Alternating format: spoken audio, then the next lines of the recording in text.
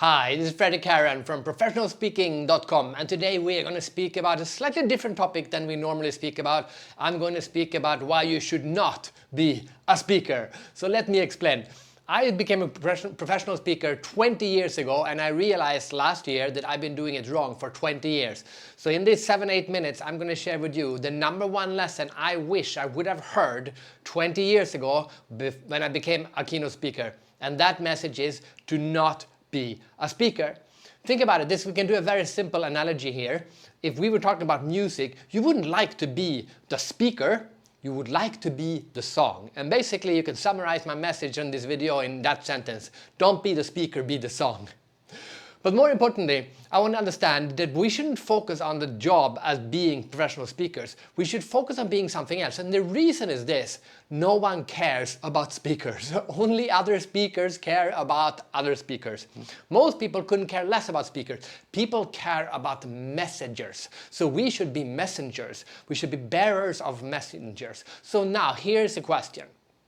If we are not going to be speakers, what are we going to be? And that, my friends, is that I argue that we should be getting ourselves a brand moniker. And what is a brand moniker? Well, a moniker is like a nickname that is defined on the characteristics of you as a person. And a brand moniker is your message as a phrase describing you, the person I'm speaking to right now. And when you get a brand moniker, it's a way better description than just being a speaker. So let's look at some famous speakers. Here we have Mahatma Gandhi. He was not known to be, he was a great speaker, but he would never define himself as being a speaker, and he wasn't a speaker. He was the father of the nation. That's the brand moniker that Gandhi got. Or if we take Michael Jackson, the king of pop.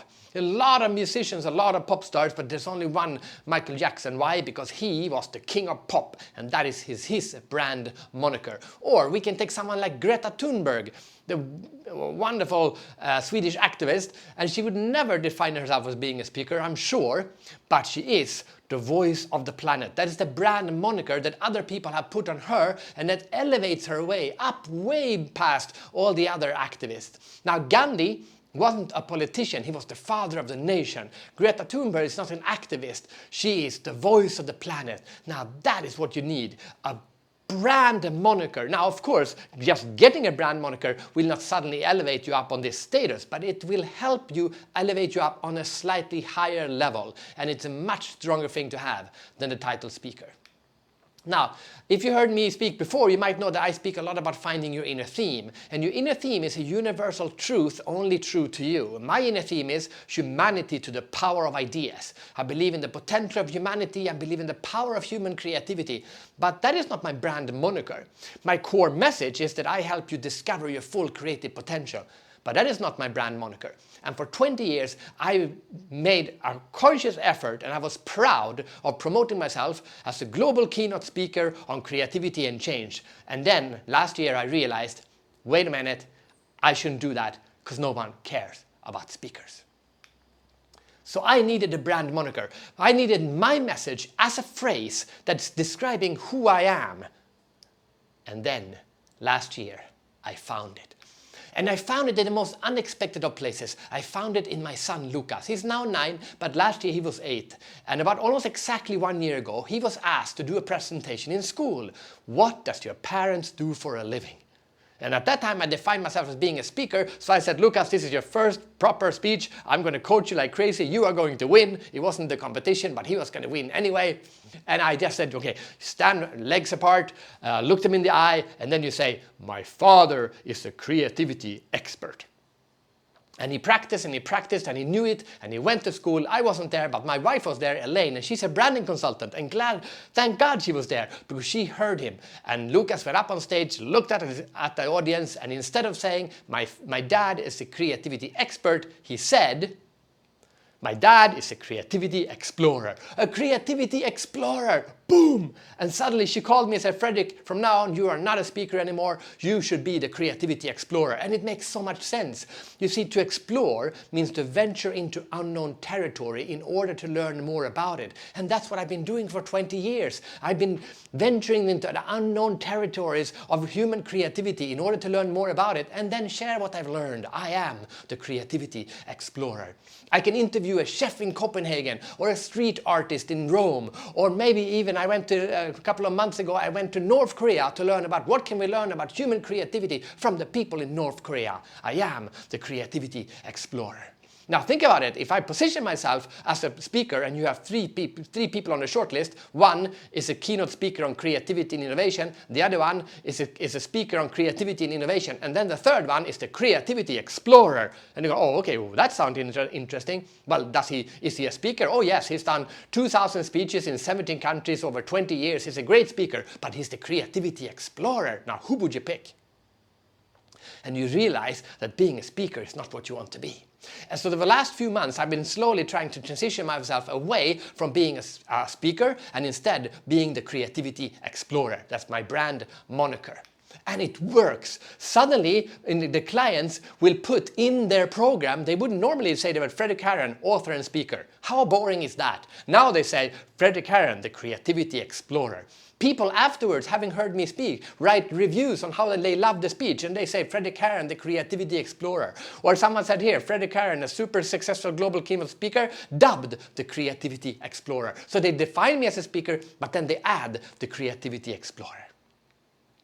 So for that, and then when I realized this, I became much more what I did became much broader. Suddenly, I'm not just someone who goes up on a stage. Mentally, I'm here to explore human creativity and then go up and share it. And that's what I did.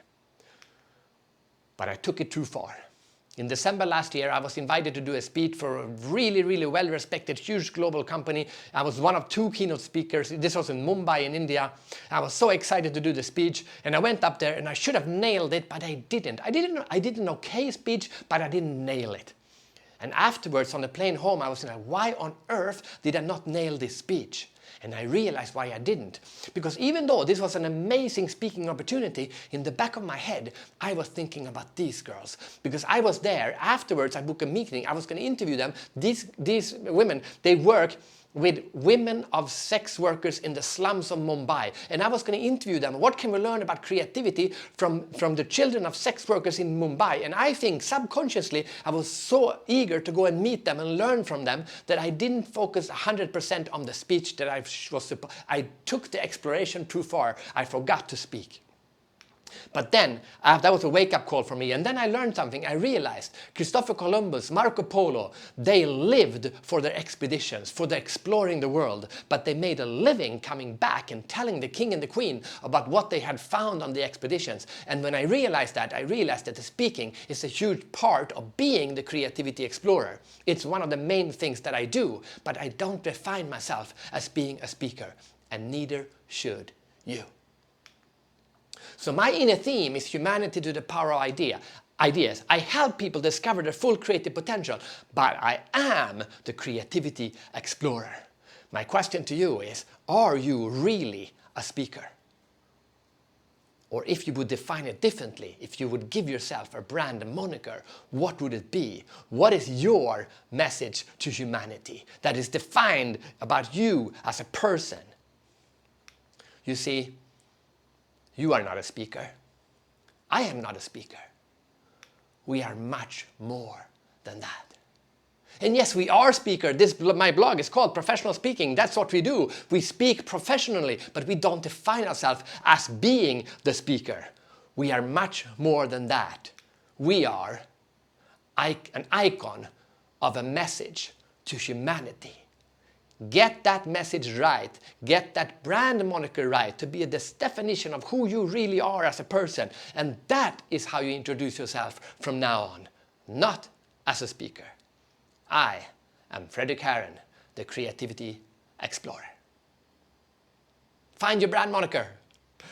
That's the lesson today from Frederick Heron of Professional Speaking. Now, Professional Speaking is my blog where I help you become as professional as possible in your speaking so that you can go out and spread your message. We are professionally speaking, but we are not speakers.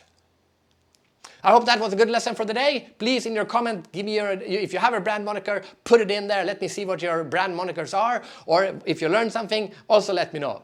See you next week.